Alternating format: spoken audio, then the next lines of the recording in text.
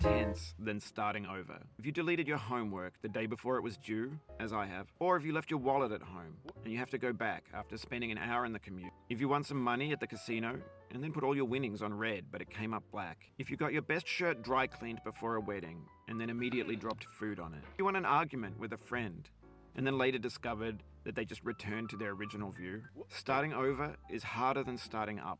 If you're not ready for that, like if you've already had a bad day, then what you're about to go through might be too much.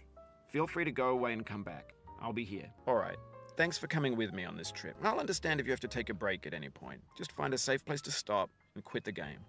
And don't worry, I'll save your progress, always. Even your mistakes. This game is a homage to a free game that came out in 2002, titled Sexy Hiking. The author of that game was Jazuo, a mysterious Czech designer who was known at the time as the father of B games. And B games are rough assemblages of found objects. Designers slap them together very quickly and freely, and they're often too rough and unfriendly to gain much of a following. They're built more for the joy of building them than as polished products. In a certain way, Sexy Hiking is the perfect embodiment of a B game. It's built almost entirely out of found and recycled parts, and it's one of the most unusual and unfriendly games of its time. In it, your task is simply to drag yourself up a mountain with a hammer. That act of climbing, in the digital world or in real life, has certain essential properties that give the game its flavor. No amount of forward progress is guaranteed.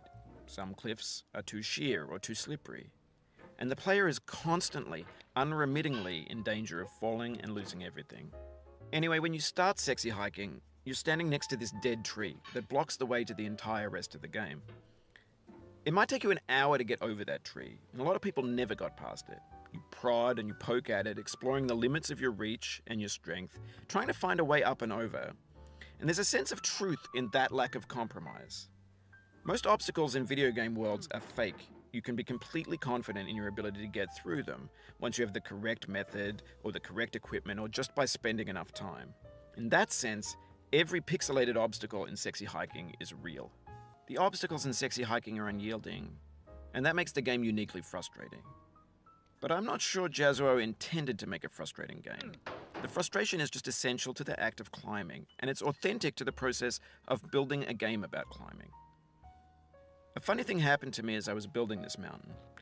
I'd have an idea for a new obstacle, and I'd build it, test it, and it would usually turn out to be unreasonably hard, but I couldn't bring myself to make it easier. It already felt like my inability to get past the new obstacle was my fault as a player rather than as a builder. Imaginary mountains build themselves from our efforts to climb them, and it's our repeated attempts to reach the summit that turns those mountains into something real. When you're building a video game world, you're building with ideas. And that can be like working with quickset cement. You mold your ideas into a certain shape that can be played with, and in the process of playing with them, they begin to harden and set until they're immutable, like rock. And at that point, you can't change the world, not without breaking it into pieces and starting fresh with new ideas. For years now, people have been predicting that games would soon be made out of prefabricated objects, bought in a store and assembled into a world. And for the most part, that hasn't happened, because the objects in the stores are trash. I don't mean they look bad or that they're badly made, although a lot of them are. I mean they're trash in the way that food becomes trash as soon as you put it in the sink. Things are made to be consumed and used in a certain context, and once the moment is gone, they transform into garbage. In the context of technology, those moments pass by in seconds. Over time, we've poured more and more refuse into this vast digital landfill that we call the internet. It now vastly outnumbers and outweighs the things that are fresh and untainted and unused. When everything around us is cultural trash, trash becomes the new medium, the lingua franca of the digital age. And you can build culture out of trash. But only trash culture. B games, B movies, B music, B philosophy. And maybe this is what digital culture is. A monstrous mountain of trash, the ash heap of creativity's fountain. A landfill with everything we ever thought of in it. Grand, infinite, and unsorted. There's 3D models of breakfast, Gen X's fanfic novels, scan magazines, green screen Shia LaBeouf, banned snuff scenes on LiveLeak.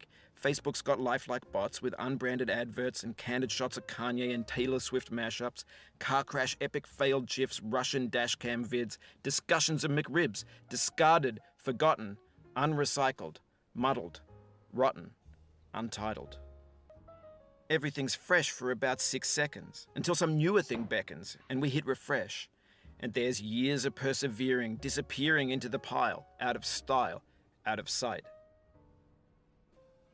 In this context, it's tempting to make friendly content that's gentle, that lets you churn through it but not earn it. Why make something demanding if it just gets piled up in the landfill, filed in with the bland things? When games were new, they wanted a lot from you. Daunting you, taunting you, resetting and delaying you. Players played stoically. Now everyone's turned off by that. They want to burn through it quickly, a quick fix for the fickle, some tricks for the clicks of the feckless. But that's not you, you're an acrobat. You could swallow a baseball bat. You'll be back here again and again. Avenge and repent until you've ascended. Or until you're contented.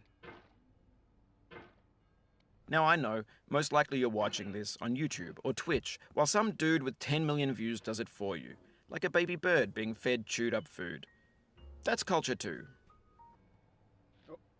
But on the off chance that you're playing this, what I'm saying is, trash is disposable, but maybe it doesn't have to be approachable. What's the feeling like? Are you stressed? I guess you don't hate it if you got this far, feeling frustrated. It's underrated.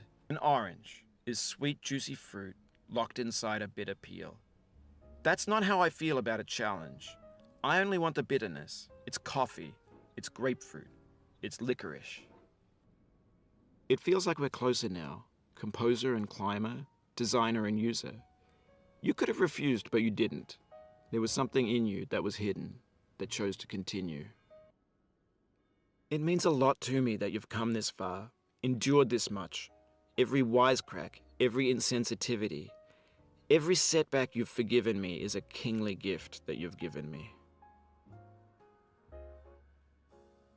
You fell from above, but I know you won't linger here. Your hammer's no longer, your jump is no stronger, but your hunger will tell. We have the same taste, you and I. It's not ambition, it's ambition's opposite. An obdurate mission to taste defeat.